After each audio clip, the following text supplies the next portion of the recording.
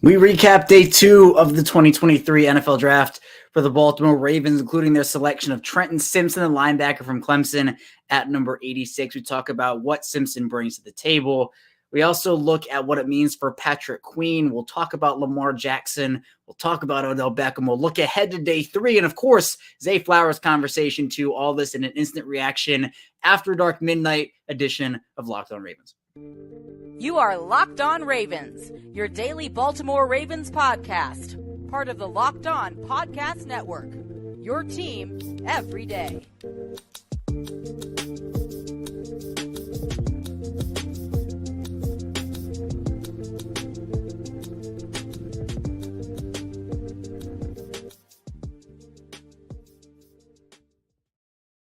Welcome into another edition of Locked On Ravens here live, your daily Baltimore Ravens podcast. I am your host, Kevin Oestreicher of Ravens Wire, and we're here on Locked On Podcast Network, your team every day. Thank you so much for being here in the midnight hours, the wee hours of the morning here on Locked On Ravens on Friday/Saturday. It's technically Saturday here now. We're free and available as always, all podcasting platforms. You can subscribe on YouTube for free, follow along in audio form, and subscribe there for free as well. And today's episode of Locked On Ravens is brought to you by Ultimate Football GM. If you're ever dreaming of becoming an NFL general manager and managing your football franchise, this game is definitely for you. To download the game, just visit ultimate-gm.com or look it up on the app stores. Our listeners get a 100% free boost to their franchise when using the promo code Locked On in all caps in the game. And we're back here breaking down day 2 of the draft for Baltimore. They had to wait. Baltimore had to wait a while, but they end up getting who seems to be their guy here, Trenton Simpson at 86 overall, the linebacker from Clemson.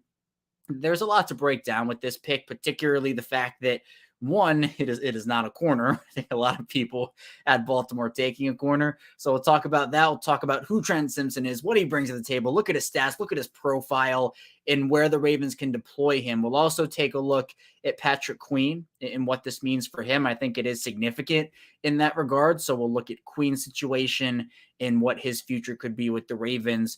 We'll also talk about Lamar Jackson's extension a little more, talk about Zay Flowers and that selection as well, and also look ahead to day 3 of the draft. As Baltimore, they're gonna have their fair share of guys that they can take, especially at corner. I think the board has fallen really well for them over the course of the first 3 days. So we'll talk about that as well. But thank you again, everybody, for being here with us on Locked On Ravens. We're a 5-day-a-week Ravens podcast. So the draft, we've been live streaming left and right here. I'll do like 2 straight weeks of an episode because we'll be doing the live streams. We'll have another one of these live streams after tomorrow's draft festivities end. So after day 3 of the draft and the undrafted free agency news kind of trickles in a little bit, we'll do another live stream breaking down everything there. But we are a 5-day-a-week show, meaning that Monday through Friday, we put out shows 6 a.m. Eastern time, so Ravens news, analysis, updates. Be sure to subscribe for that here. And if you have a friend or a family member, that word of mouth, still very much a thing. You can tell them Locked On Ravens is here for them in Ravens updates. But all right, let's get into Trenton Simpson now, linebacker from Clemson. I was a little surprised at the pick. And look, to me, the Ravens are a BPA team. They've been a best player available team for literally like their whole existence. It's nothing new. Baltimore makes that pick here. Now, there were corners on the board, definitely. Keely Ringo was one. Darius Rush was another one. Eli Ricks. But Baltimore takes Trenton Simpson, who it now provides a bit of a positional logjam at linebacker, starting off with his stats and a bit of his intangibles, about 6'3", 225. He's an athlete, 100% an athlete, 165 total tackles at Clemson, 23 of those for loss, 13 sacks as well, 5 pass defense, 3 forced fumbles. He's a jack of all trades, seriously. I mean, this is somebody who you can put all over the field. And, when looking at the actual alignments for him, he's played on the D-line, played in the slot, played corner snaps, in the box. He's played deep as well. If you want to go to his most versatile season, I would probably say it was 2021, 117 snaps on the D-line, 225, in the slot, 8 in corner, 207 in the box, and 12 deep. So, look, you can really put him all over the field, and that's the type of player Baltimore really likes, but he can play off ball. He can play next to Roquan Smith, but you see him in the fluidity in his movement. He is an extremely fluid player, a fluid athlete. The ability for him to, like his coverage, when you look at him dropping back into coverage, the hip movement, the ability to rotate. And also he is very crisp coming out of breaks. If someone changes direction on him, he can change direction right back. The Ravens have historically been a team that hasn't necessarily been great at covering covering running backs and covering tight ends with linebackers. And I think that Trenton Simpson gives them that. I think, Patrick Queen's had his ups and downs in coverage. I think he has gotten better, but I think one of the knocks on Patrick Queen has been consistency in coverage. I think Trenton Simpson can definitely do that for you. And Ryan Osborne coming in saying, "Hey, Kevin, do you think that Malik Harrison has gone after this move?" I don't think so. I mean, if you kind of look at Baltimore's inside linebacker depth right now as a whole, it's Roquan Smith, Patrick Queen, Trenton Simpson, Malik Harrison, and Kristen Welch is in there, Delshon Phillips. If anything, look, the Ravens have a deep, it's almost like the wide receiver question we've been having over the past 24 hours or so after Zay Flowers. With wide receiver, it's Odell, it's Rashad Bateman, it's Zay Flowers, it's Devin Duvernay, it's Nelson Aguilar, it's all these guys. But what if what happened last year happens this year again, where Bateman goes down or Odell goes down, but you've traded away Devin Duvernay, and you don't have options there. I think the Ravens are better positioned there. My point is that linebacker, if Roquan Smith has to miss a couple games, if Simpson gets injured, if Queen gets injured, I definitely think Harrison can, you want to have that valuable depth there. If anything, I think it affects Patrick Queen more than it does Malik Harrison at this point. I think with Harrison, there's not the looming question. You can sign Harrison to an extension. I don't think it's going to be nearly as rich as the deal Patrick Queen is going to get. So we'll talk about Patrick Queen in a couple minutes here, but a good because Malik Harrison, I think people forget, is still there. He was in the same draft class as Patrick Queen, and now the Ravens do have a logjam. I'm not saying it's a bad thing, but they do have a logjam at the linebacker position. But the thing with Simpson is you can't just necessarily pencil him in at one position. You can't just call him a linebacker and he's only going to play off ball. That's the only thing you can do. You can put him deep. You can put him in the slot. You can do so much of them. And I think the exciting potential of this, and it's honestly what people were talking about with Brian Branch from Alabama, for example, who went to Detroit, is if the Ravens are taking Branch, it's almost like, how does Mike Macdonald maneuver all these chess pieces and kind of figure out where to place all these guys? It's the same thing with Trenton Simpson. I'm really excited to see. And Matthew Carter popping in the chat saying, I wonder if Mike Macdonald wants to play all three of Smith, Queen, and Simpson. It is theoretically very possible. And based off of John Harbaugh's comments, Eric DeCosta's comments after the pick, seems like the Ravens are still very in love with Patrick Queen, saying they love Patrick Queen. Now, again, how much of that is a smokescreen? Are they going to deal him tomorrow? There are a bunch of questions leading up to what it could be. But I think that I'm not going to discount. I'm not going to rule out the Ravens potentially keeping Patrick Queen and running out this technically it'd be three linebackers, right? With Smith, Queen, and Simpson. But I would make Simpson more as a chess piece, like weapon Cole Jackson. Shout out to Cole Jackson. It'd be weapon Trenton Simpson. So that'd be funny here. But yeah, I mean, look, he's the guy who has a chip on his shoulder. Definitely seems super excited to be a member of the Ravens. I mean, look, he said that he's going to go down as one of the greats of the Baltimore Ravens, and the believe that, Lamar Jackson said during his interview. So seems like a guy that is motivated, hardworking. He mentioned his dad is a very big motivating factor for him. It's, a story that I think motivates him and is very motivating in itself. And is something that's motivational and inspirational. So this is a player to me that already has those leadership tendencies and leadership qualities, and I think is a very good fit with the team. Now, again, would I have taken a corner? I would have probably taken a corner, but I think Eric DeCosta actually provided really valuable insight into kind of what the board was for them, and said the board was completely wiped clean. And in the third round, they had maybe 7 or 8 guys. And by the end of it, by the time they were on the clock, there was 1. And we know, we absolutely know for what Baltimore is as a team and has been as a team drafting, they're going to take best player available. And at this point, it's hard to say that the pick was 100%. Oh, well, Patrick Queen is on the, what are we going to do with his 5th-year option? And he's going to be gone after this year. I don't think Baltimore was looking ahead to that. Did it cross their minds? Maybe. I mean, I wouldn't be shocked if it did, but I truly think the Ravens just liked the player. And look, we've seen them go this route before. Remember J.K. Dobbins in 2020? Remember how that pick was perceived, where the Ravens that year literally just had Mark Ingram come off a 15 total touchdown year. They had Gus Edwards, and everybody's thinking, wait, You just took a running back in the second round. And now look where we are. Fast forward to right now. Dobbins is one of the best up-and-coming young running backs in this league, and Ingram has been gone, and Edwards came off the injury, and now Edwards and Dobbins are that 1-2 duo. I'll take it a step further. Marlon Humphrey back in 2017. The Ravens had Jimmy Smith playing at a high level. They had Brandon Carr already. Spending first-round draft capital on a cornerback was not a need, but the Ravens did it, and everybody again was saying, why are you spending a first-rounder on a corner? And look where we are. Fast forward again to 2023. Marlon Humphrey's one of the best corners in the league. Brandon Carr has not been with the Ravens for multiple seasons now. And Jimmy Smith obviously hasn't been there for a while. Well, only a season, but he hasn't been there too. So, look, I will acknowledge the fact that corner and running back, you can have like more of, I think it's easier to have a rotation there. You want to have your inside linebackers on the field for a long amount of time.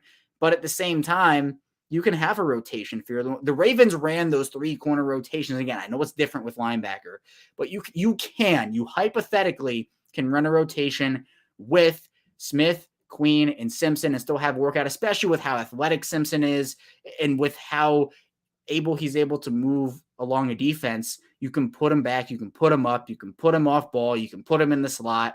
That to me is the intriguing part of this. So if I had to give a grade, I'd give it a solid B, like B plus. You know, I don't think it's a blow me away pick. I wasn't necessarily like, oh my God. But the more I look into it, the more I like it. I definitely don't hate it.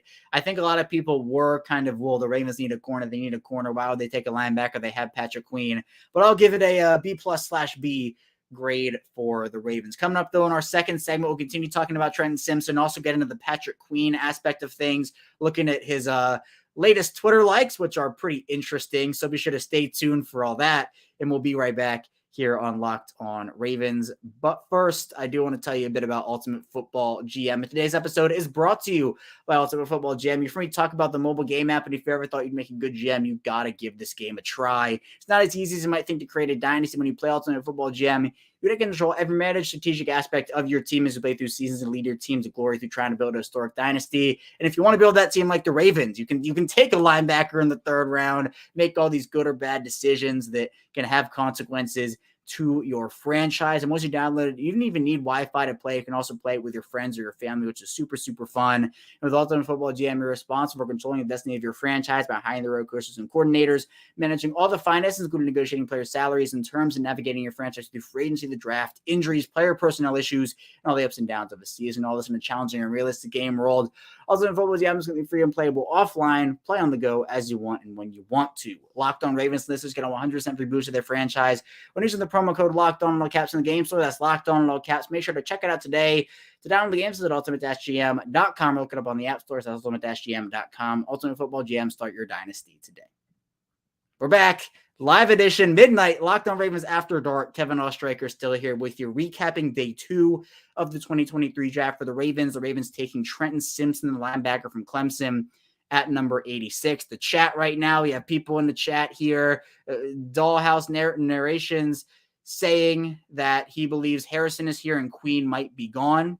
But possibly, that kind of leads me into the topic here of Patrick Queen. It's interesting. The Ravens have been very non-committal on Patrick Queen and that 5th-year option. I really don't know what happens. Now, if you go to Patrick Queen's Twitter likes, I put this out there because it is, I think it's important to put it out there. Patrick Queen ended up liking a tweet, Leo DiCaprio pointing at the TV and, saying Texans, and he liked the tweet. So he tweeted out after the pick about 8 minutes. He said, sheesh. So I would say Patrick Queen, not the biggest fan. And someone made the comparison.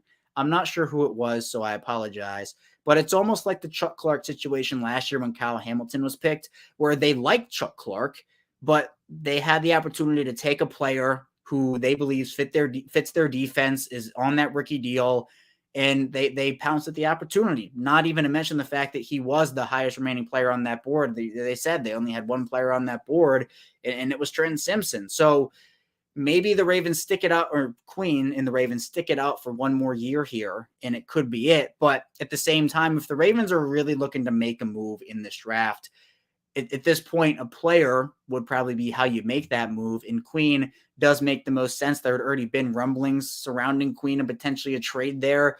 So I don't know what the future holds for him. I would definitely, before I was like, they're probably not going to move him this year, but this pick kind of changes a lot. It kind of does. I'm not saying they can't make it work, as I talked about with Smith, Queen, and Simpson, but at the same time, if you can go out there and trade for an early fourth that you can go out there and, Sean Falco here saying Ringo's still available. Kelee Ringo is still available. So maybe he isn't necessarily going to fall super far in the Ravens trade Queen. The Texans have back-to-back picks. I think if I'm not mistaken, it's 104 and 105.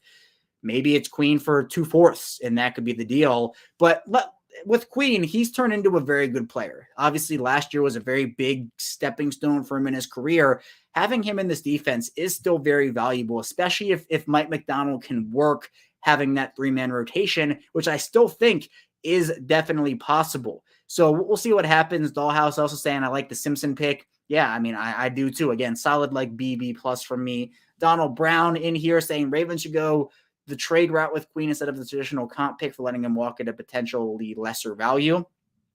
And then Donald also saying perhaps Bowser is gone with Ajabo and OA being healthy. Well, Bowser is going to stay. Look, there's always a chance for everybody, right? But the rotation of Bowser, Ajabo, and OA is a good one. And if you let Bowser go, edge is already a need. It becomes a much bigger need. I actually like Bowser, Ajabo, and OA as a big three for them with maybe another guy added. But back to Donald's first point here, the comp pick thing is interesting because I went on Kevin Cusick's live stream. Jason Huddle Up Films was there. Vaz from Baltimore Beatdown. It was a really great group of guys. And they were kind of talking about Queen and kind of what would be the move for him. And this was actually before the Simpson pick even happened. So, talking about what a trade would be for him.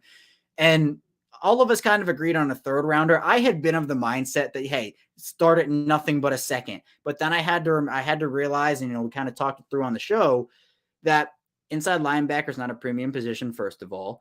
A team's going to have to want Patrick Queen. Like, they're going to have him as somebody they want.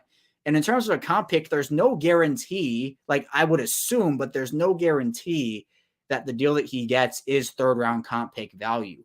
So what Donald's saying here is, potentially lesser value of letting him walk. Like, let's say the Ravens had an offer, like maybe it's a 2024 third. Let's just put that out there. If Queen for a 2024 third is on the table, are you going to take that?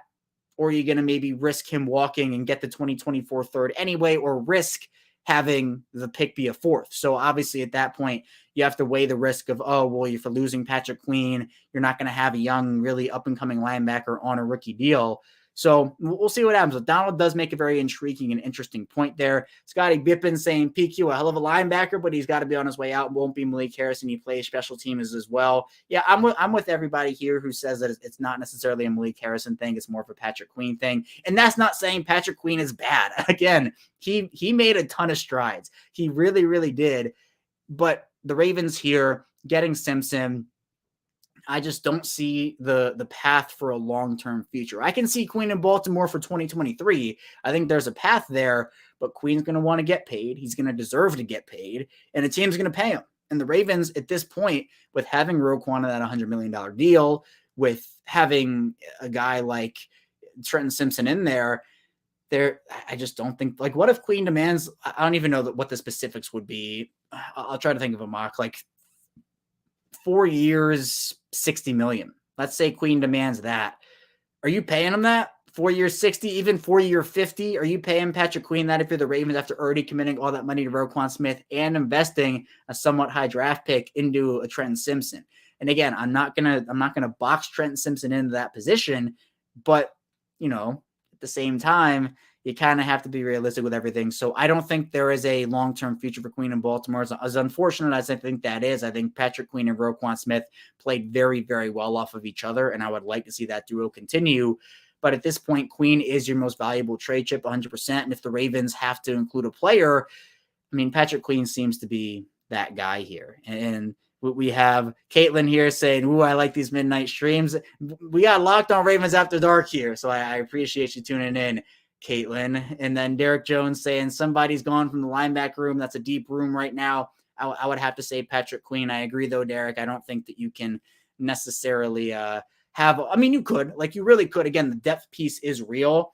But realistically, I think the Ravens keep 5 inside linebackers this year.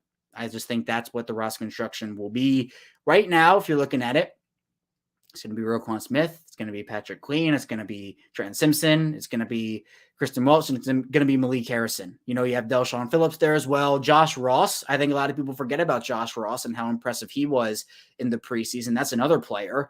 So they have options there. And if you want to move to get draft, 2024's class is considered a lot deeper in multiple aspects than this one right here. This class is actually considered one of the worst of the decade. Like it hasn't been very, and I know we're only in 2023, but in the last decade, I mean, so there isn't a lot of necessarily talent that people are running up the card for immediately. There still is talent, but I think if the Ravens wanted to get more assets there, maybe Queen is the guy. But again, you have to be willing to take the hit of, again, not having a very solid young linebacker on a rookie deal for one more year in a year that it seems like the Ravens are taking the quote unquote all-in approach, where it's not the Rams. They didn't trade everything and they're going all in that way. But Odell, you're doing a lot of these good moves that is setting you up for an all-in year this year, but then also setting you up very nicely for the future where you're not absolutely tanking everything there. So it's an interesting point here. Random guy on YouTube saying, I think there's a possibility we could trade PQ plus a future draft pick for Jair Alexander. And this is what I was talking about last night. So random guy on YouTube and I were on the same wavelength. We were talking about potential corners because, again, the Ravens didn't take a corner. They took a linebacker here. So corner becomes still is a need for them. Jair Alexander is somebody who I think would be an incredible. Him and Lamar Jackson, obviously teammates at Louisville. They are friends. I don't know what it would take. I really don't know what it would take to get Jair Alexander. I don't even know if he's on the block for Green Bay right now. I think Green Bay's timeline is a little weird because of the Jordan Love situation. But if it's Patrick Queen in a second for Jair Alexander, even Patrick Queen in a first, I don't think they do that. The Ravens value their first round picks too much. But if it was Jair Alexander in a second, or Jair Alexander for a second and Patrick Queen, you might sign me up for that one. And then the Ravens could tweet out their Jair Alexander montage when they were on the pick there. So that's a really interesting possibility there. I like that one. Dollhouse saying Bowser's under contract. Yep, 100% agree. And because it's a fact, but I think Bowser provides them a lot of value. 93 saying, I feel like it was a great pick, but we badly need a corner. And that actually takes us, we'll talk about it a tiny bit here, but it transitions us into our third segment very nicely because the Ravens do need a corner. There are corners on the board like Kelee Ringo, like Darius Rush, Eli Ricks, Jacorian Bennett, etc. I would have preferred a corner there, but the Ravens, obviously, with their BPA mindset in the board really not falling the way. I honestly thought it fell fine. Like, I thought the board fell fine. There were a couple of guys, like, I would have loved Tyreek Stevenson. I would have loved Julius Brents, but realistically, those guys weren't going to be there for them. I didn't think Ringo was going to be available to start at day 3. I mean, he was a first-round pick in some people's mock drafts. So that one was surprising. But the Ravens now have an opportunity to go this BPA route with Trenton Simpson and then also be very, very, I don't want to say lucky because, the draft is sometimes luck, but they did this strategically where I think they knew that they had enough day 3 grades on corners and maybe even some day 2 grades on guys where they could take a very highly rated player on their board and then reset to day 3 and take a guy there. So we'll talk about that in the final segment. Still a ton to dive into on Locked On Ravens. Be sure to stay tuned. Still a ton of content here on the show. But first, this episode is brought to you by Built Bar. And if you're looking for a delicious snack with don't want all the sugar and calories, and you need to try the best tasting protein bar ever in Built. And if you're like me, you want to make healthier snack choices, but you don't want to compromise on taste, I've got just the thing for you in Built Bars and Built Puffs. Built Bars are healthy and they taste amazing. You won't even think they're that good for you because they taste so amazing. What makes them so good is their starters are covered in 100% real chocolate, and they come in unbelievable flavors like churro, peanut butter brownie, and cookies and cream. And they only have 130 calories and 4 grams of sugar with a whopping 17 grams of protein. And I don't even need to wait to get a box. Sure, you've been talking about ordering Built Bars at Built.com, but now you can get them at your local Walmart or Sam's Club, and you can still get your specialty flavors at Built.com. That's right. Head to your nearest Walmart today, walk to the pharmacy section, and grab a 4-bar box of cookies and cream, double chocolate bar, or a coconut puff. And if you're close to a Sam's Club, run in to grab a 13-bar box of hit flavors such as brownie batter puff and churro puff. You can thank me later. We're back. Midnight edition Locked On Ravens. Kevin Oestreicher still here with you again. Thank you so much for being here with us late night here on Locked On Ravens, or whenever you're listening. If it's after, you wake up early on Saturday morning, you're listening here. Thank you for tuning in. It's also going to be available in audio form. All these live streams are, so it's obviously going to happen the live stream on YouTube, but then you can catch it anywhere you get your podcast in audio form. And thank you again for tuning in here. It means a lot to me here. You're able to tune in and listen to the show here. We'll be doing another live stream tomorrow, recapping day 3 of the draft for Baltimore and rounding out their selection. So there's a lot to dive into, of course, and I appreciate you keeping it locked on here with Locked On Ravens. So be sure to subscribe, follow along in audio form as well. Let's get back into our conversation, though. Day 3 for the Ravens, there's a lot to talk about. And I think the start of it would be what happens with Patrick Queen. Eric Johnson saying Patrick Queen is gone. Potentially he is. Potentially the Ravens make a trade on day 3 early, maybe ship him out for 2 fourths or a fourth this year and a fourth. I don't know what the deal would be, but there is a 50-50 shot in my mind that he either plays for them in 2023 and they make the rotation work for a year and then that's that, or he gets traded. Gutwall Street saying PQ is not worth a 3rd rounder. I think for me, 3rd round is probably best case scenario. Like, I understand what you're saying 100%.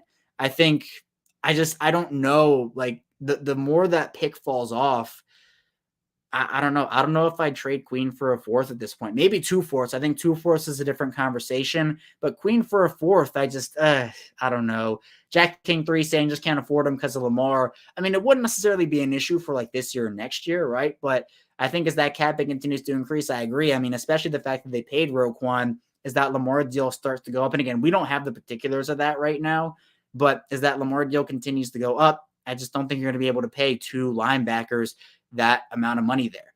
Barry Lilly saying, I think there's more value in keeping the dynamic duo this Super Bowl year. That's kind of where I am, honestly. Like, at this point, I think a trade is much more likely than it was, let's say, at the start of the day. But to have Queen there for this year, I don't think it'll necessarily tank his value. Like, I think a team at the end of this year would still pay something for him. Like, they still give up something for him. I think, to me, if you have him for 1 year, if you pick up the 5th-year option, then trade him next year, I think that'd be fine. Like, I think you're not necessarily sacrificing a ton of draft pick capital that way. You're able to keep Queen and Smith and work in Trenton Simpson. That makes that I think is a solid plan there. So Big J saying, hey, I like the quality depth for long term. I mean, well, if you're talking about having Queen there long term, I wish it would. I wish it would be the scenario. I just don't see a path where they paid 2 linebackers. Maybe they could, but we'll see. Donald coming in with the corner conversation. Let's get to this here. It seems like we're banking on signing Rock SC, and then Barry coming back saying we have enough cap space to bring MP back.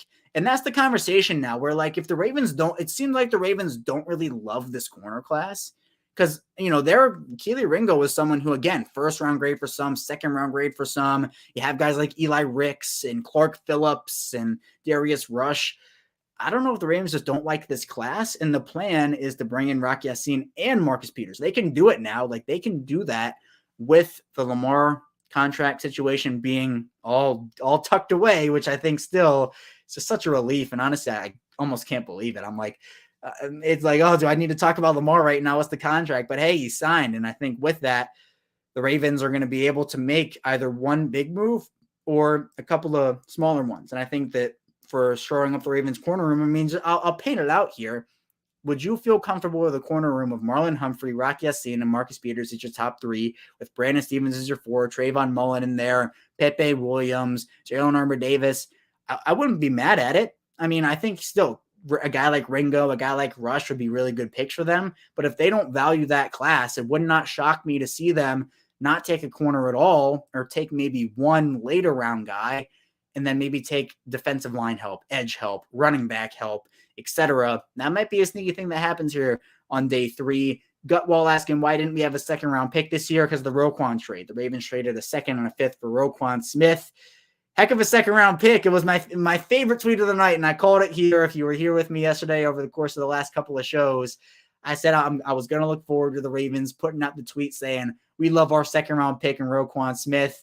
And they did it, and it was great. Jake Luke and I joked about it, and they did it, so I was very happy with that. We have Barry saying we had the second best round, the best second round pick in Roquan Smith. Wanda Smoke saying trade PQ for a corner. Well, and I saw you on the Ken McCusick live stream. Welcome in here. Possibly. I mean, again, Jair Alexander is one that I think could be an option, but that would have to be Queen, and like it couldn't just be Queen for Alexander. But I'm going to do a show either this week or next week about the corners and who the Ravens could potentially trade for as like a star next to Marlon Humphrey. So we'll see. We'll see what happens, but I wouldn't put it past it. Want to putting out a good potential option there for a potential PQ trade. And then the link Remy saying we traded our second round pick to the Bears for Roquan Smith. Yup. And then Donald saying not having Calais Campbell is a big question mark. Campbell is a big loss. Big loss. I'm not going to lie. I wish he could have stayed in Baltimore. I wish the Lamar situation would have been, maybe completed a little quicker. Again, not blaming Lamar for everything that happened this offseason. I don't want it to be taken that way, but I would be remiss if I didn't say it didn't have an impact. Like it definitely did. So the Ravens, I've outlined their defensive line room on this show before for next year. This year, I think they're fine. Like I think it's like, it's good. But then you look to next year, the only guy under contract is Travis Jones, I believe, or the only sure thing. The only sure thing is Travis Jones. Justin Madubuike, Broderick Washington, they're on the last years of their deals this year. Michael Pierce into retirement after this contract is up for the Ravens. Brent Urban on a 1-year deal. They're going to need some defensive line depth. Campbell, I think, would have been great. But again, that's not a long-term option either, which is why I could potentially see them addressing the defensive line here on day 3. Random guy on YouTube saying Jair Alexander is looking to be out of Green Bay dating back to February. I didn't know that. If that's true, that's big news because I think maybe the Ravens could be a player for him. Obviously, they were in on Darius Slay addressing that position. But we'll see. We'll see what happens there. Quickly recapping the rest of what happened over the course of the last 24, 48 hours. Well, actually, I'll do it. Antonio Brown, I was debating doing it or not. Antonio Brown tweeted that him in a Ravens jersey saying, excited to be back in the NFL, hashtag Ravens flock. And I think everybody was so happy over the last 24 hours. No one cared. Like everyone was like, LOL, Antonio Brown. We got Zay Flowers and signed Lamar. We don't care about this.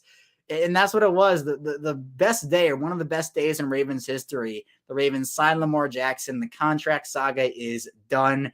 5 years for him, 260, 185 guaranteed. Again, still getting the particulars of this deal here, and we'll probably get him over the course of the next day or so, week or so. But it's a big move. I think it's a good deal for Lamar, a good deal for the Ravens. I'm very glad the whole situation is over. I didn't want the Ravens to go back into the quarterback mediocrity. You have a top 10 quarterback in Lamar, at least a top 10 quarterback in Lamar. He deserves to be paid as such, the highest paid player in terms of average annual value. Then Baltimore taking Zay Flowers at pick number 22, a really solid receiver, someone who I think rounds out that receiver room very nicely. A bit on the smaller side, has had an issue with drops, but the explosiveness 100% is there. The route running ability, absolutely incredible. Odell Beckham, Rashad Bateman, Zay Flowers, a filthy route running trio. I'm excited about that. So Zay Flowers at 22, Trenton Simpson at 86. I'd give the Ravens a solid B+. A solid B+ of their draft so far. They have a couple more picks to work with at the beginning of day 3 and then over the course of that, and we'll see what they end up doing. Only 5 total picks. Again, they've used 2 of those, so 3 coming up here. Patrick Silverman jumping in saying in the PFF mock simulator, I was able to trade Pat Queen to the Cardinals for D-Hop pick 168 and 2 future 4+5 round picks. That'd be a dream. I mean, I don't think it's happening. I think that is I don't think the Cardinals would do that. And I don't even think it makes sense for the Ravens to bring in DeAndre Hopkins anymore unless they traded Duvernay in that deal. But yeah, and Patrick coming back saying, not that we necessarily need D-Hop, but it is possible. The Zay Flowers thing kind of definitely had that ship sail. And also the Cardinals GM said he's probably not going anywhere anyway. So I definitely think that ship has sailed. But, it's a good point made by Patrick because I think it gives somewhat of like, ooh, what could the value be here? If you could get 2 future 4+5s and 168, I think maybe you'd want picks like maybe 104, 105 from the Texans, I think is solid.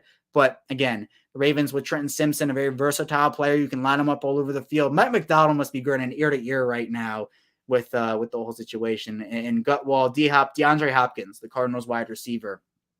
D-Hop is his nickname, and doesn't seem like he's on the move. Although it was a dream. I had a lot of D-Hop content, DeAndre Hopkins content on the show. So that ship has sailed. I guess I put out as much as I could.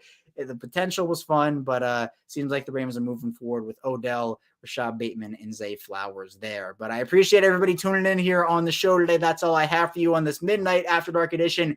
We'll be back here tomorrow after day 3 of the draft, after round 7 ends, probably a little bit after the undrafted free agency frenzy goes, so we can talk a bit on the show about the free agency that the Ravens have in terms of undrafted guys. That's the bread and butter here. The Ravens love that undrafted free agency. So again, be sure to subscribe to the channel here. Follow along in audio format is free 5 days a week here. And of course, we do these live streams on YouTube. So if you want to be engaged in the chat, turn notifications on so you know when we go live here. Again, we'll be back here tomorrow on Locked On Ravens, on Saturday, recapping the Ravens day 3 and the entire draft for the Ravens, as well as we'll have our Monday show coming out at 6 a.m. Eastern time. So be sure to stay tuned for that. Thank you again. I'll see you right back here soon on Locked On Ravens.